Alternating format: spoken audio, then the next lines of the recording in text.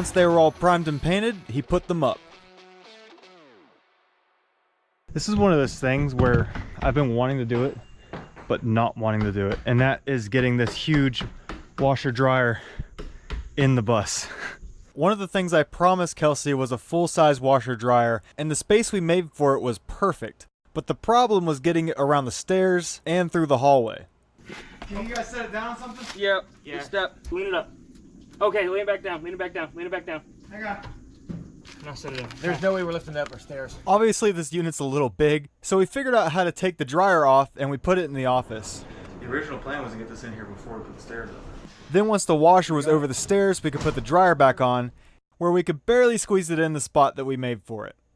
The idea was to make it really tight where it wouldn't wobble around while you're driving, but it probably could have been a little looser. I hope this thing doesn't break, because it's not coming out. Then we installed our full-size refrigerator, which was actually way easier than the washer and dryer. Dude. That could not look better. This is your freezer right here, dude. Dude, this is crazy! This is the biggest part because you have...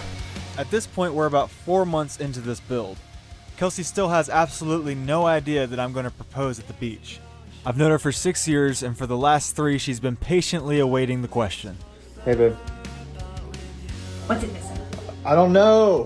What's it missing? I don't know. What is it missing? What most of you guys probably don't understand is she's been supporting me since day one. Literally, on the first video of this channel, she stayed with me during that entire challenge. Babe.